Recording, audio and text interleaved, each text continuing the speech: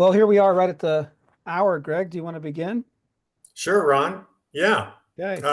Hello, everyone out there. Welcome to the AIARE webinar tonight, Tuesday night. And if you don't know where you're at, you're at AIARE. And this webinar, if you've been tuning in, they've been great. I've been watching quite a few of them as well. And so thank you to AIARE for allowing Ortovox to present and to co-host this tonight.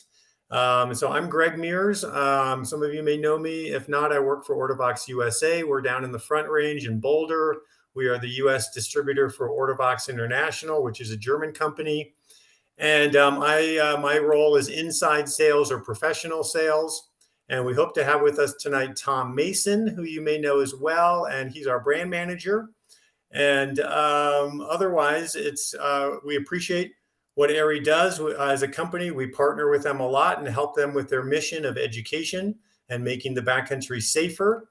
And and I thank everyone that is participating tonight or watching tonight, even if it's an archive or you watch the recorded version, because this is what's so important, and you should tell your friends and be proud of yourself, because you should never stop learning. And it doesn't matter what type of professional you think you are or how much you know, you can always learn something else and learn something new. And hopefully that'll happen here tonight. And but we also want to make this content approachable for everybody, even if you're a first-time backcountry user, even if you've never worn a transceiver before. So we are going to keep it pretty simple and encourage those questions. There's no question that's too simple. And but also we're willing to go down some rabbit holes too, if we want to talk about pull force and newtons and things like that. Not fig newtons, but anyway, I can go ahead and get started here soon. I think, Ron, have I done all the I think P's so. and Q's and Let's just um, um, let's just remind everyone like some of the functions of the webinar. We have the chat, which I'll enable everyone to talk to everyone.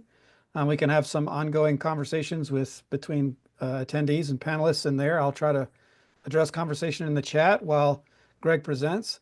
But if you have a question, please use the Q&A function on the questions, and we'll collate them all and go through them at the end of Greg's presentation. As soon as Greg begins presenting, I'm going to go dark on my camera and my mic so Greg can present, but I will be active in the chat and collecting your questions. So yeah, that's it. We can launch. Okay, well, hopefully you can see my screen. We just have kind of the place mark holder for what we're going to learn tonight. So the biggest question that we're going to address, and this may be higher up the chain with professionals, is what should I recommend and advise? Is it okay to wear the harness? We know the transceiver in the harness, we know that, but are there other acceptable places to wear a transceiver, and why? And then around that, what considerations should we have for our safety gear and our rescue gear, and in particular, of course, the transceiver, in terms of how it's worn, where it's worn. So I am going to color in a little bit around the middle and provide a little bit more information than what you just might expect. Here, let me hide that. So to get started, I just like to say that you should think of your Avalanche transceiver in the big picture with all of your rescue equipment. And so the first place we have to start is that we need to be very aware and have a system for the storage and protection of our Avalanche rescue equipment. And a transceiver, just to start from the very beginning, because it's a personal rescue device, and it's also a device that you can use as a rescuer. It needs to be worn on the person, on the user, okay? And I think we all get that, but it does you no good to have it in a backpack or on a snowmobile or back in your car. It's going to be your lifeline to be found if you are the victim. Of course, you also have to have it on and sending, but it needs to be on you, because the rescuer is going to be finding the signal, and that needs to be on you. So you need to wear your transceiver, but it doesn't end there. It's just like your shovel and your probe. They need to be securely stowed within a backpack. And for instance, these pictures here will give you some ideas. If you have a backpack with a dedicated rescue compartment, which is a fancy name for a shovel probe compartment, it helps not only to store your rescue gear safely where it can't get removed from the backpack, but also makes it easy to access, and you know it's there and you know it's ready to be deployed. But there's other examples too, especially as airbag packs have become more commonplace. There's a right way and a wrong way to wear your airbag pack, because it needs to be on your body if your body is going to be rescued. And here in an airbag pack scenario, if you don't have it securely attached to you with the crotch strap, as you can see here in our picture, it could be ripped from you. It could be torn off of you, and then it's no longer usable. But there's other examples too, like personal locator beacons, PLBs, or otherwise inReaches and spots and so forth. We also need to have them tethered to us and attached to us so that in case of an emergency, it's there and also accessible and within range for us to use. So no different. Your transceiver should be given the same consideration as all of your rescue equipment. But let's start out with the harness, which is included with your transceiver and is the most common way of wearing your transceiver and getting to learn what the harness does and what some of its parts are. So every harness is designed the same and to be put on the same by every manufacturer.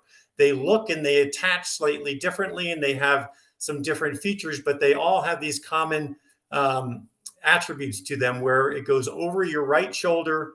I put my left arm up through the fixed shoulder loop. So there's going to be two loops on your harness. One is fixed and sewn in, and the other is a clip that goes around your waist. So you can see here the shoulder harness that's fixed, and then the clip that goes around your waist.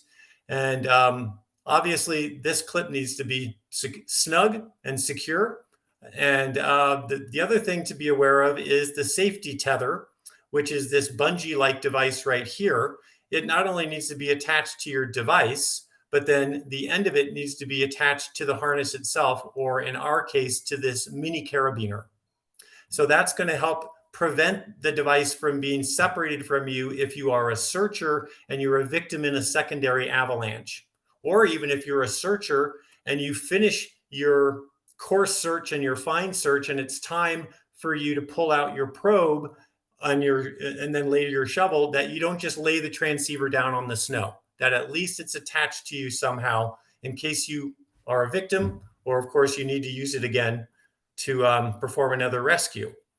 And then all of these harnesses will have a pouch or a cradle that's designed to exactly fit the device, but hold it snugly in place, and allows for fast access. As you can see here, the designers at Ortovox chose a Velcro strap to cover the pouch and also to help deploy it quickly. But you can find zippers and clips and all manners of closure devices for the actual pouch, if you will. And then most of them are slightly padded to protect the device from impacts, but not enough.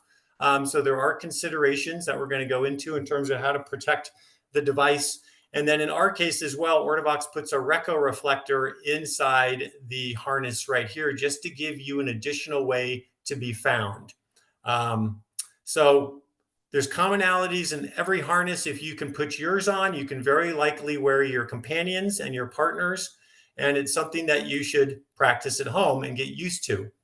I want to talk about the safety tether a little bit, because it's not as much of a no-brainer as I thought when I started working in this industry.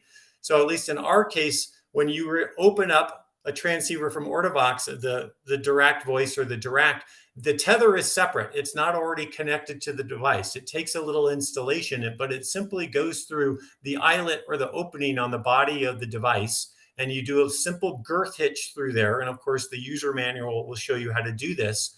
And so you should do that with every device when you first install it and take it out. And what's important about the tether, I already mentioned, it's going to prevent separation from you in the case of a secondary avalanche, but also as you learn how a transceiver search occurs, the tether will allow you to, I'm going to go into the third point. Let's go into that now. The tether allows you to extend the device and hold it on the snow surface, which is critical in the fine search mode, as you can see in this picture. Being able to extend it down, even though you're on your knees, getting it as low to the snow as possible. but also the tether is your friend for helping you to eliminate or minimize electronic interference, or EMI, electromagnetic interference, to the device in search mode. And it's when you're in search mode is when the device is most susceptible to being interfered with. And so your tether allows you to extend it in the device in front of you and away from you at least 50 centimeters, which is an arm length in general. For a larger adult is an arm length.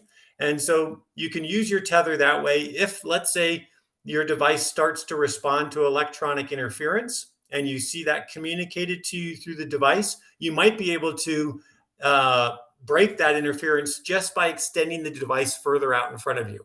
And then it might clear and operate normally. So the tether is important to install and to know what it's there for. It's a benefit to you.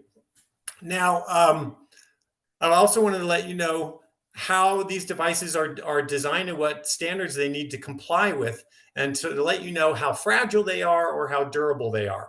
So every transceiver through the International Center for Alpine Rescue, or ICAR, has to comply with a couple of standards. And the two most pertinent ones for us in terms of being aware of how we wear the device is there's a drop test that every device has to pass. And you can see here some of the standards for that. So every device has to meet a minimum standard for impact resistance. And every device also has to meet a waterproof test. And you can see these here on the screen. I don't need to read them to you. But that still is being the case. There are weak points on the transceiver. And as you can see with these two pictures, one of the biggest weak points is the screen. The screen, sure, it can survive a drop test, but that's not the same test as saying a tree impacting you, or a ski pole, or your ski or something. So screens are a weak point, and we're going to talk about how you can protect them. And then also the switches themselves. And the switches, which oftentimes extend out from the body of the device, also deserve extra care and protection. So how to carry the transceiver. I would always start with getting to know your individual device and what the manufacturer recommends. But in this case, the industry standard is manufacturers recommend carrying it in its harness. And then from there, these are your steps. Keep the display facing towards your body. So as you can see in this picture, when you slide it into its pouch, the display should be in and facing towards your body. And also make sure that the switches are the first ones to go in. So just like you can see here in this case of the direct voice. So now you've protected the two biggest weak links to the device. You're protecting them from trauma. Then, of course, make sure you close the access zipper clipper Velcro strap, and you know that it's securely in there. And then there's the tether again. So you're tethering it to however the manufacturer sets it up, with a D-ring or a carabiner. And then now we're getting into questions that you might have. The harness must always be covered by at least one layer of clothing.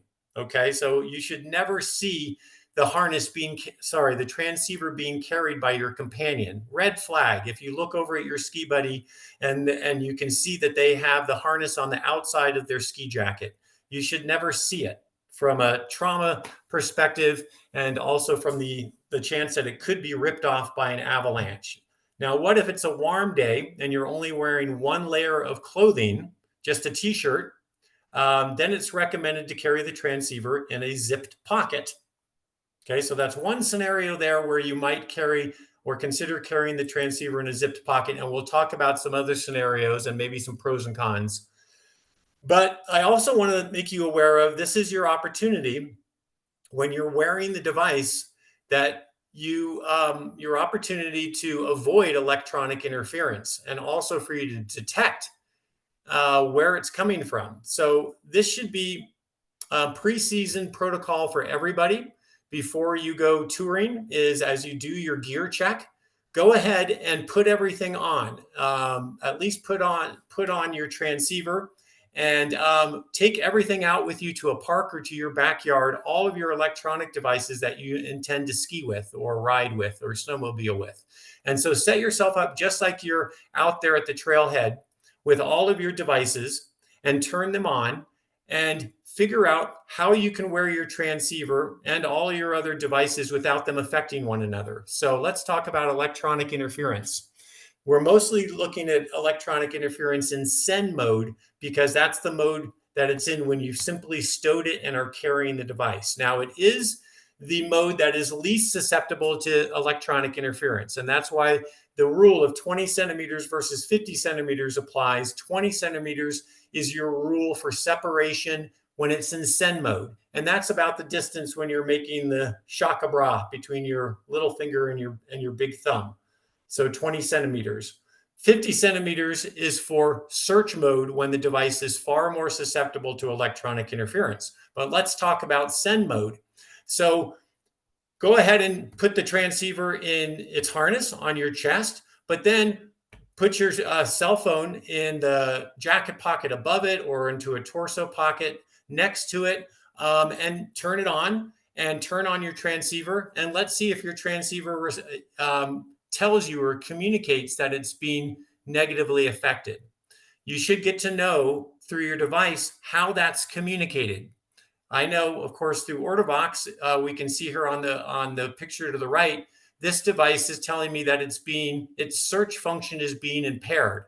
And so there's always a graphic on the screen, but you tend to need more than that. There will be an audible alarm too, which will notify me as a rescuer that the device is being impaired with. When it's in send mode, we also have in send mode, it says send interrupted. There'll be a triangle again, and it'll say send interrupted, and it'll tell me that the device is being interfered with.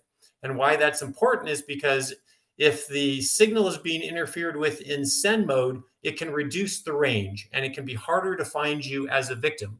And if you're buried that way, and you can't minimize, and you won't be able to, the effect of your system, then all of a sudden you're going to be harder to find. So you need to establish this beforehand. So the biggest culprits are cell phones and personal locator beacons.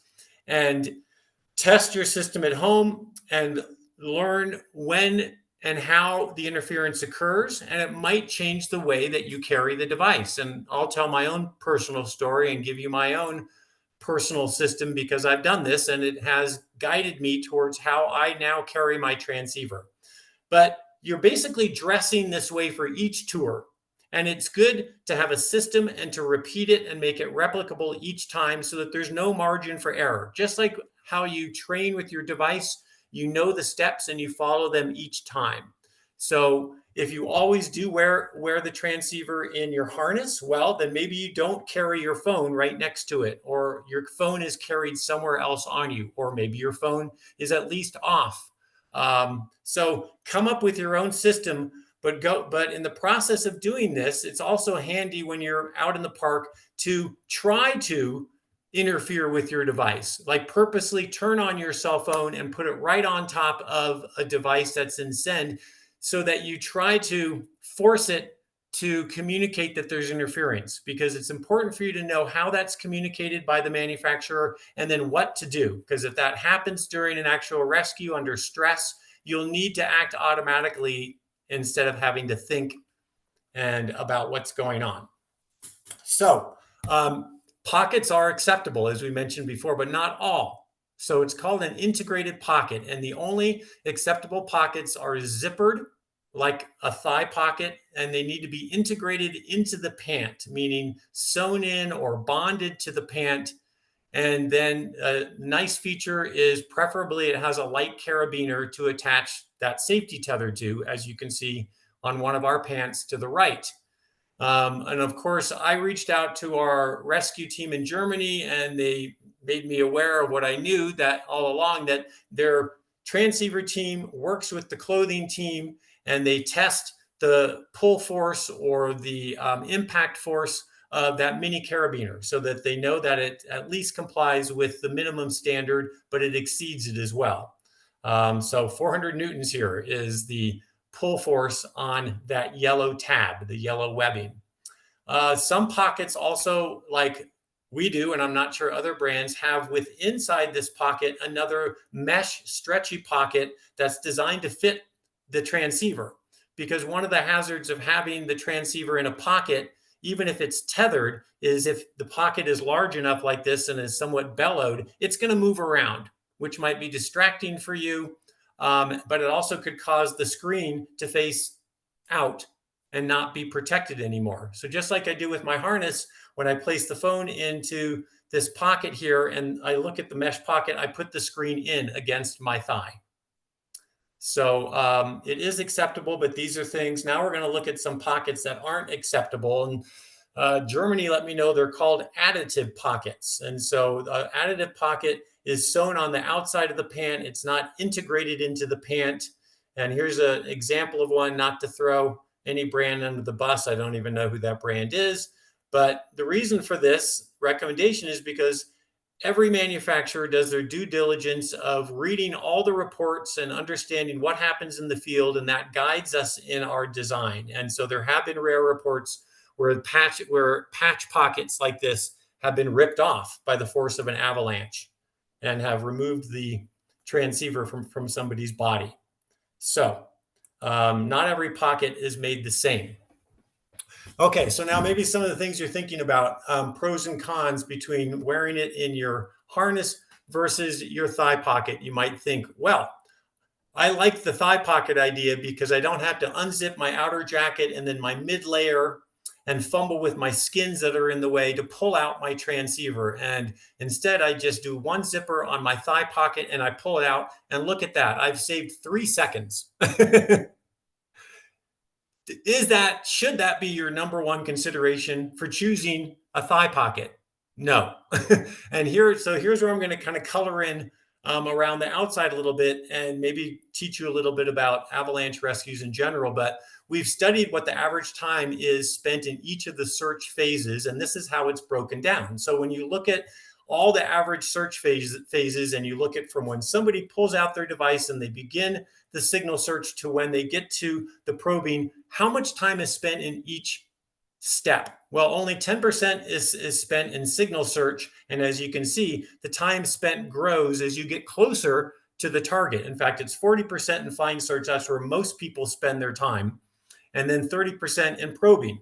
So my point is, if you want to get faster on your rescues, go to the gym and lift weights and be ready to move huge chunks of heavy snow, or practice more and train on your beacon rescue procedures so that you can try to eliminate time where it's better to be saved down the road. So a couple of second difference between how you pull out the device is not going to make you a faster searcher, or it's not where you should start.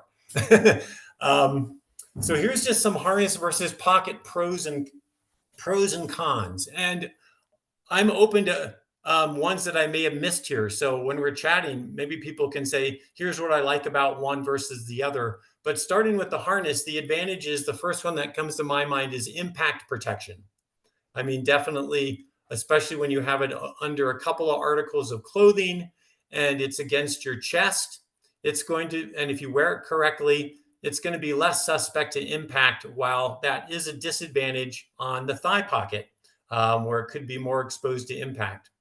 Back to the harness advantages, here's one you may not have thought of. If your device gets interfered with and it's trying to communicate that to you with an audible tone, or let's say for some weird reason it switches from send to search, and you should hear an audible tone telling you that. Well, you're more likely to hear that if it's on your harness than in your thigh pocket.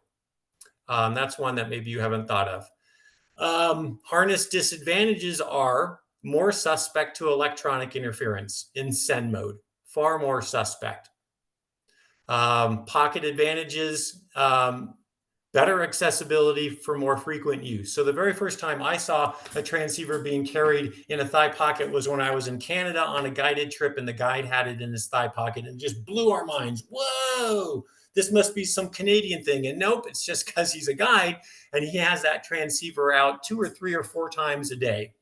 And or it might be when you're in a class or you're teaching. But here's one thing I would caution you is, if you're going to your companion rescue class with an AIARE provider and you're practicing now, don't do something different in your class just because it's easier to pull out. Replicate the way that you dress. So if you wear the transceiver in your harness, keep it in there and keep your jacket zippered up and their torso buckle closed so that you are practicing the exact scenario that you'll need in the backcountry. But it is more accessible, most people think, when it's in the thigh pocket. And it is less prone potentially to electronic interference because most of those devices tend to be stowed up higher on your torso or in your backpack. And I'll go into my personal story here in a little bit. Pocket disadvantages, like I said, potentially more exposed to impact.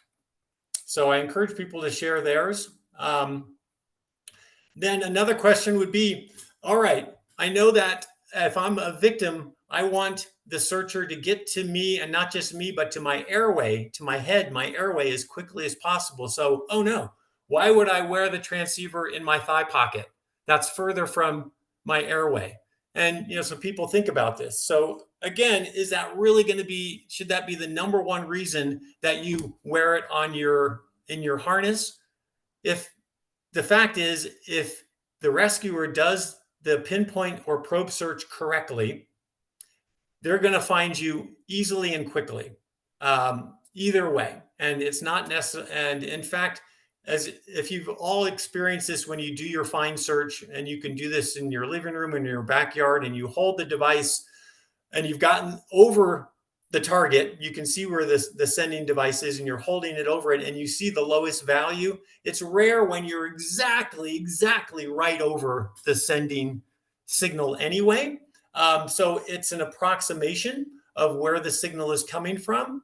And you'll need to do a pinpoint search anyway to find that person and to feel the body or the backpack. So what's more important than where you wear it in terms of being found with the probe search is that the person doing the probe search does their due diligence by getting the lowest distance on their transceiver before probing, and then they do a correct probe search, which is at 90 degrees to the snow surface and 30 centimeter circumferential points as they move out from the center.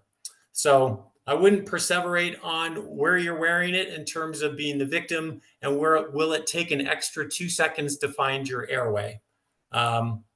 Same thing with shoveling.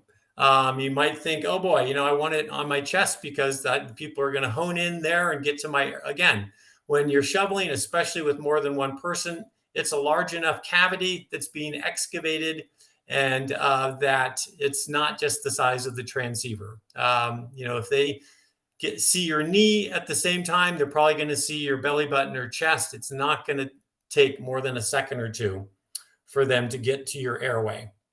Now, I want you to think about this more in the big picture too, though, so that wearing a transceiver begins before the trailhead.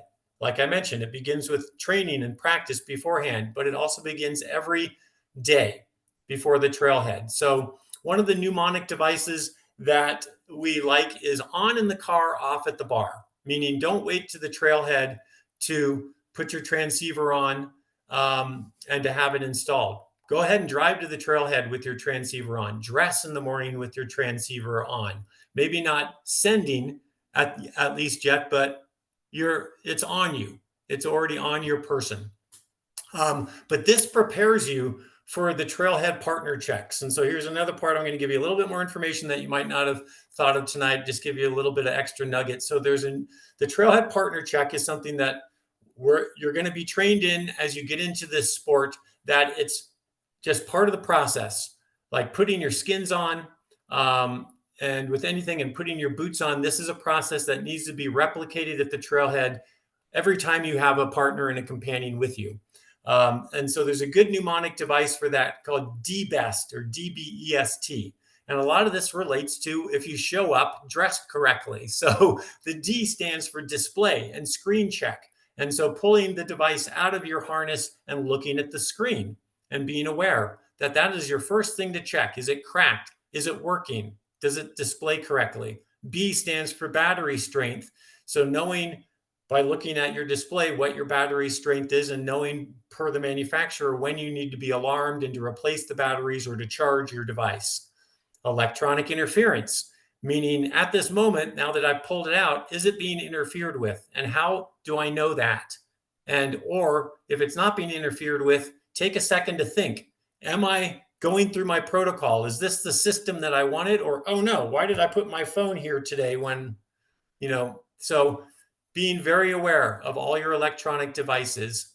And so that's E. And then S is search mode. And everybody's going to practice search mode, which just makes sure that you know how to switch from send to receive. And you can see your partners know that too. And maybe this even shows you how their devices work in case you needed to use one of theirs. And then T is for transmit, to go back to transmit mode. And it really should be for stow as well. So make sure that each one of your partners goes through these steps, including yourself, and then stows the device in send mode correctly and zips up their jacket.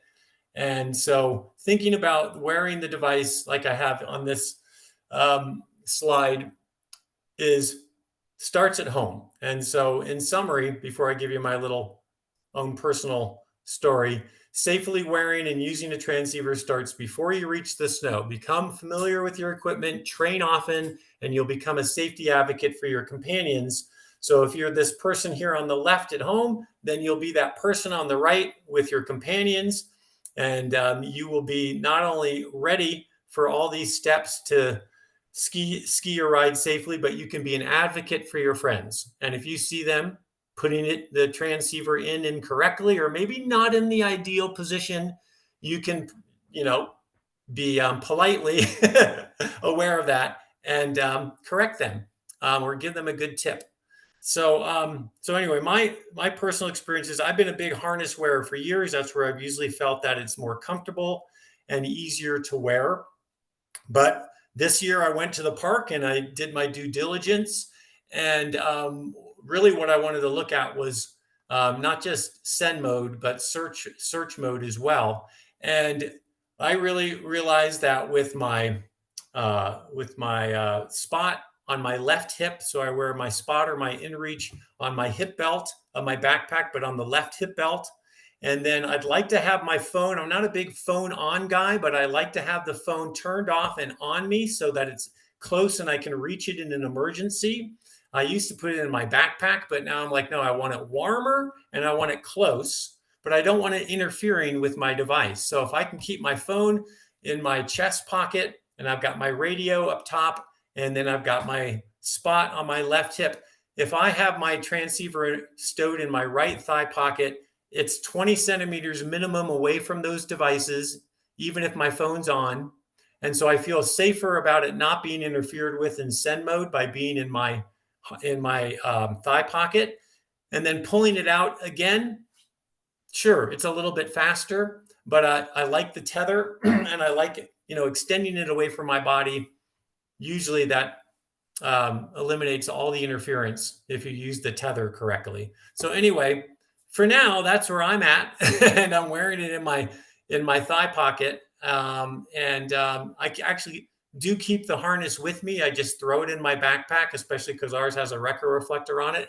But just in case I do want to switch to wearing it or give somebody else my harness. So anyway, that's just my presentation, and hope that you guys got something out of it. Great, 30 minutes. I think we're on track here. So Ron, we want to open it up. Yeah, let's address some questions. Jason Anton popped one into the Q&A for us. He's curious about the test, the way time was distributed across different sections of the rescue. Yeah. Mm-hmm. His specific Let's go back to questions that were slide. okay. Mm-hmm. Go ahead. His specific questions were, who were the test subjects? What was the sample size? And are there any other relevant details from that test? Yeah, that's great. Actually, I don't know any of that. I've seen it. I've seen this information listed not by manufacturers, but by AIARE and other not agnostic sources, if you will. So I hope that I'm not repeating something that's just like a brand would say. Okay. But this has become, I've seen this enough now that this to me has become common knowledge. And even if these percentages differ a little bit, the main takeaway here is that there's more time that's being spent downstream. And then this is only addressing the beacon search. So this doesn't even address shoveling. So if we look at 15 minutes being our holy grail, 15 minutes is when we want to get to the airway of a buried victim. That's our holy grail because it ensures the greatest chances of survival if the victim is buried alive and they're still alive.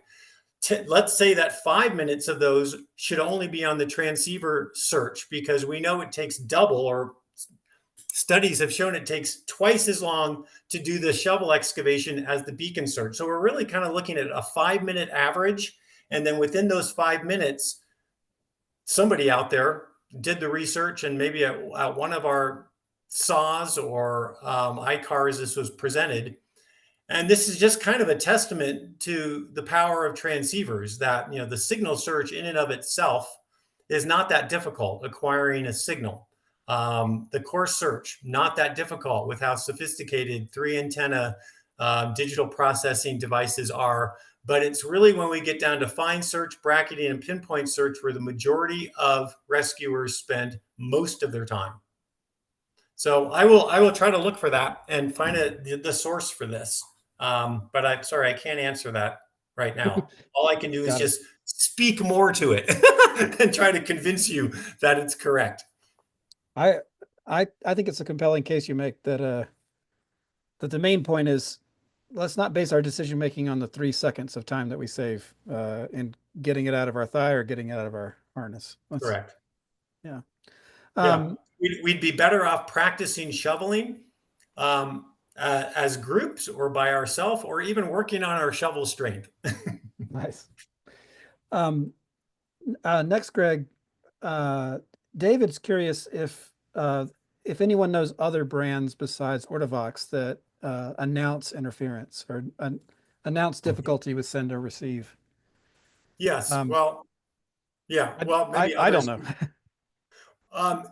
It's so I don't believe it's a standard that has to be built into every device to communicate that. It's not in the ICAR standards.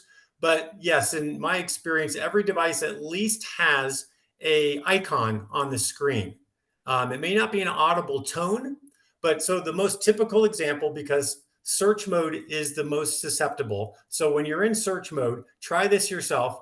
Go to a search before you've acquired a signal. Make sure you're far enough away from a signal, walk enough away from it, and go into search mode, and then hold your phone right next to it, the device.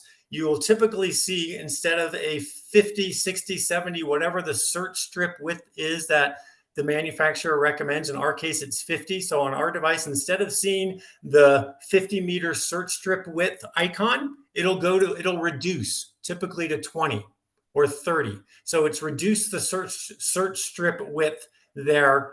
But if you don't know why it's done that, you're not going to respond correctly. So this is, again, where training is important. That should tell you the device is being interfered with. Now, there are other devices like ours that I know of that not only will that happen, but then you'll see an icon on the screen that'll say remove device 20 or 50 it'll say move device 50 centimeters away from potential sources. It actually says that on the device with a beep. So every device should, but I know it will by its signal search. It's a search strip width being narrowed.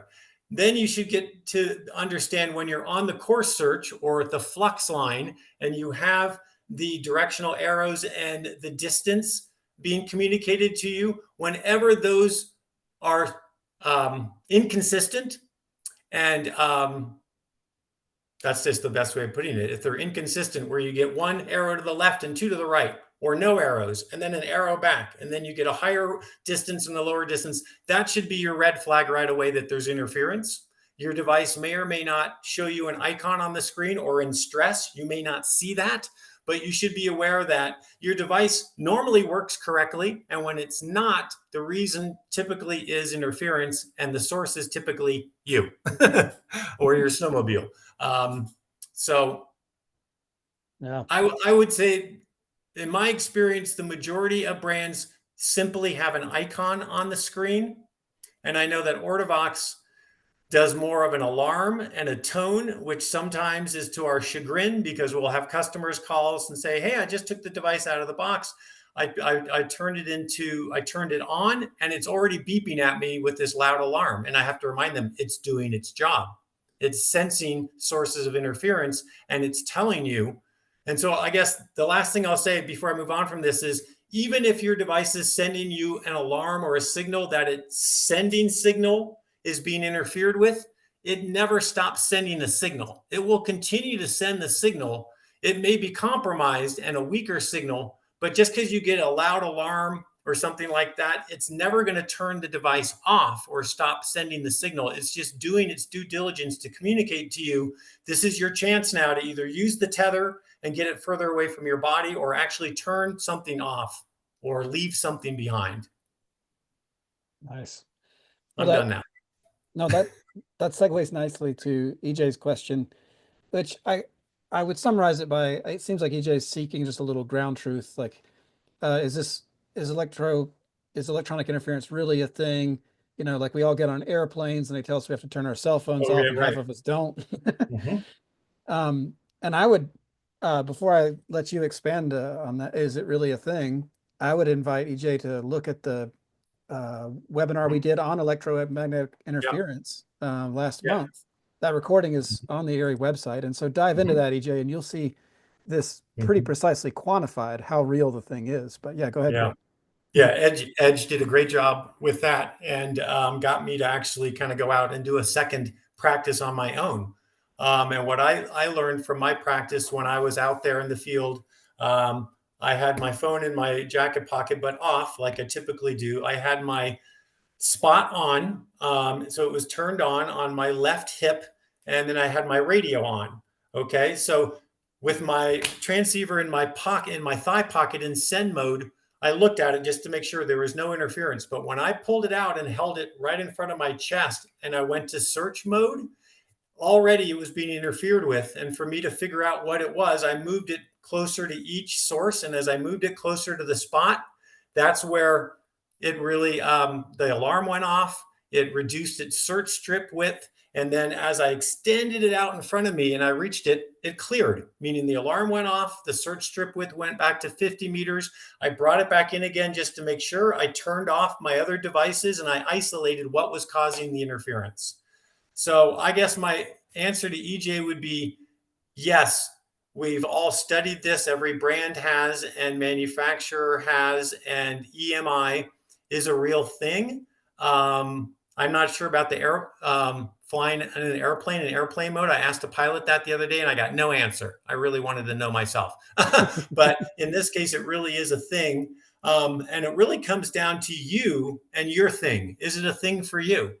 But even if it's not a device on you, there's power lines, there's rock, there's weather systems, and some of these might make you think it's bogus.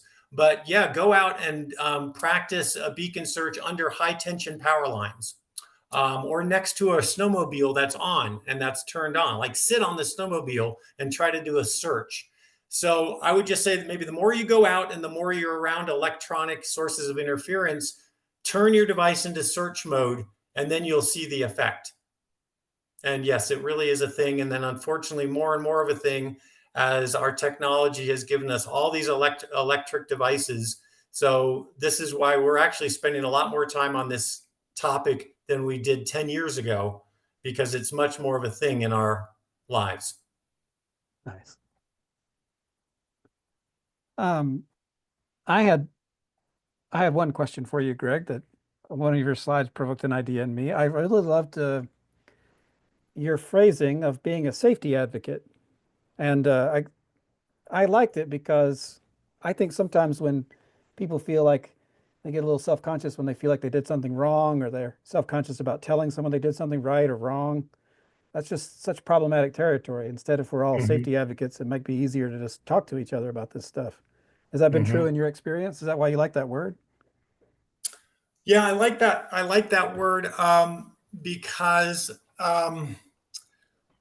boy, I just do this. I try. Sometimes I do this as a when I talk to user groups, in particular the beginner ones at the beginning of the year, and I'll even make like a little pledge, and I'll say I'm going to personally pledge to myself this year that not only am I not going to ride alone, I'm always going to have a partner, but I'm going to pledge that if my partner doesn't have their three pieces of rescue equipment and they're not working correctly, then I'm not riding with that partner today. And I try to enforce to people that there's a mutual responsibility here. It's not just about you being the victim and being found. It's that whenever you show up to ski, ride, sled with somebody else, you might be the rescuer. You are responsible for saving their life. And so we need to put egos aside and sensitivities aside when we're in a life or death threatening sport. But of course, there are ways of communicating it where you are respected and approachable again in the future, and you don't shut people down or make them feel stupid or make them feel like they're not qualified to do this sport. So I would say the number one way of doing that, as we all know, is to lead by example. And so first, step out in the right way and lead by example. But sure, if you see a partner at a trailhead, check, and they don't know how to operate their device or whatnot, don't just tell them to go back to the car or ski away from them. But let's take a moment, and maybe the best way of doing it is not singling somebody out, but just maybe saying, okay, yeah, let's all go into a search mode and make sure that we can. And so it's a group activity. We're all practicing this. We're not singling one person out. Um, you know, so absolutely. I mean, I think that there's a way of communicating it properly, but we should all think of us as advocates, not just for our own rescue, but for saving the lives of our partners. Nice. Well, Greg, thank you so much for your slides and for being thorough, answering questions. And yeah, it's just been really helpful to see someone dive into this question about the harness versus the pocket versus the apparel, and actually give us some criteria for making that choice, and that's not so Yeah. dogmatic. Yeah. Yeah. And if I was to do maybe one better job of summarizing, I guess I would say after all of this and what I've come across to teaching you, when you're going to make that decision, really it boils down to it needs to be in a secure place. So I think we're getting that. It's got to be secure where it can't be ripped away from you and not on you. So security is the primary factor, I would say. And then secondly would be electronic interference. And unfortunately, that's where we're at in our world. And I think the two of those considerations should come before trauma or impact resistance or waterproofness. That I think that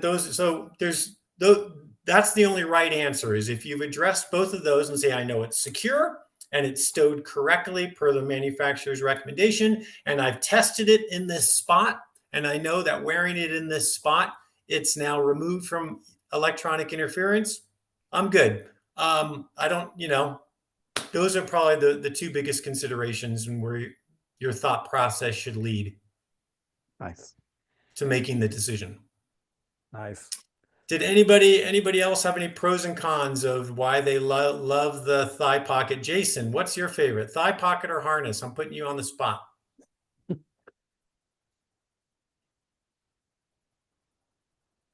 Jason says he's a pocketer. Is he a thigh pocketer? Okay, and so He- why? Jason, share with us your reason.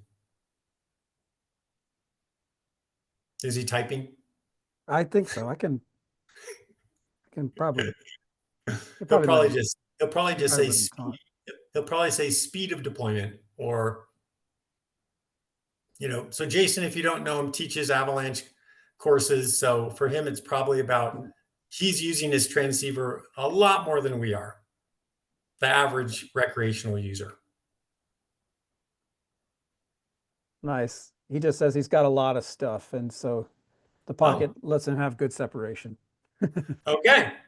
So I was wrong. So Jason went for the EMI and the electronic interference, and I just feel so much safer about it. In fact, now maybe I'll even turn my phone on in my jacket pocket, although I don't really like that, but maybe now I even can and have my phone on. I know some people really like to use their phone for navigation and for GPS. I know Edge was saying he might take a business phone call because Edge is always working. He never stops working. I've skied with him. I can attest to that. The phone will ring mid slope and he'll pull over.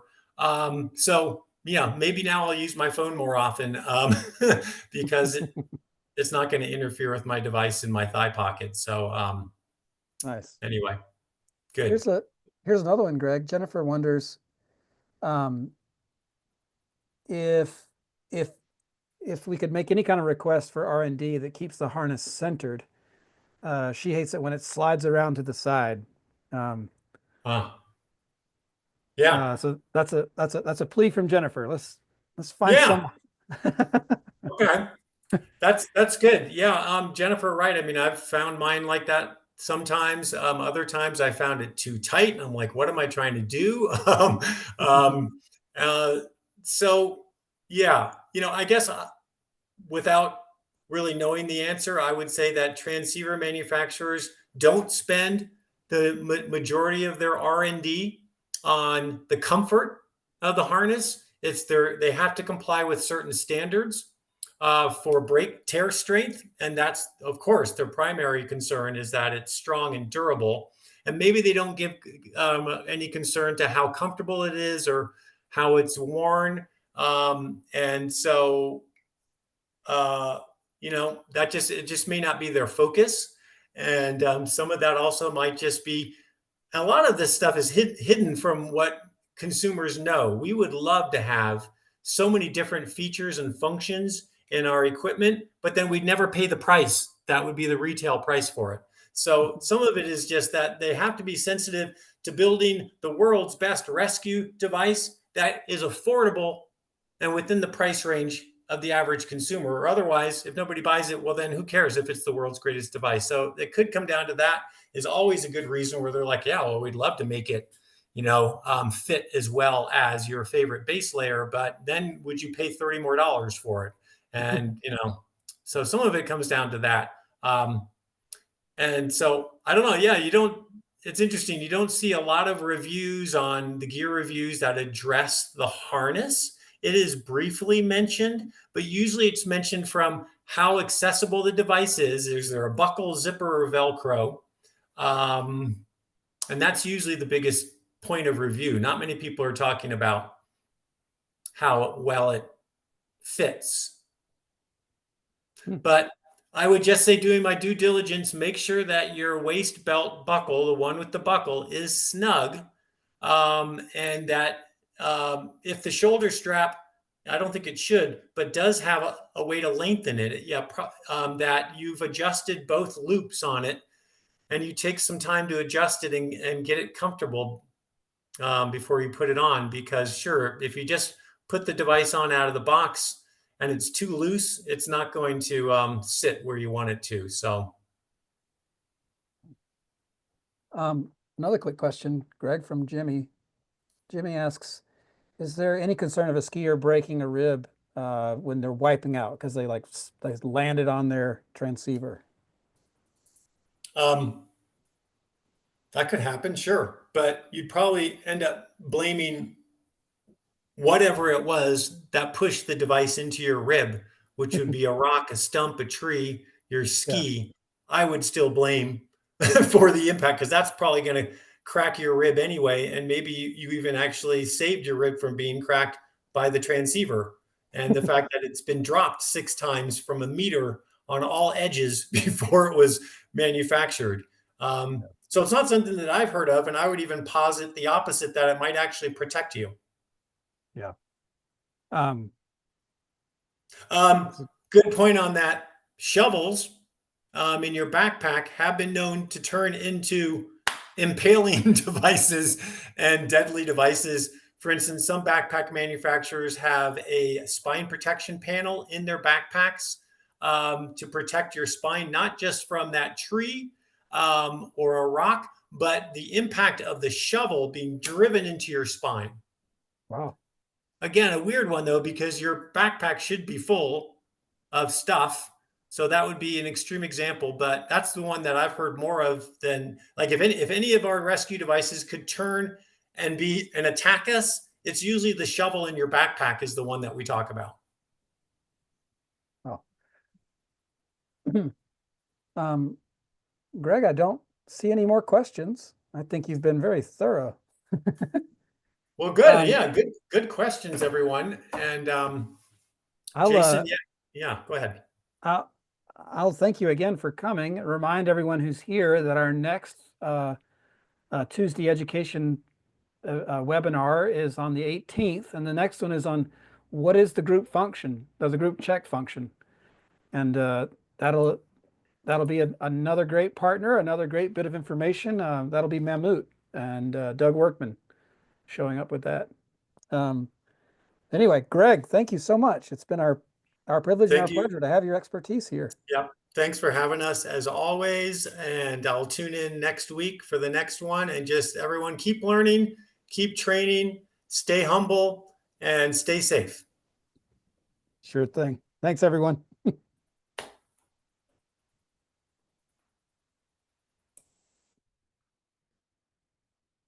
right.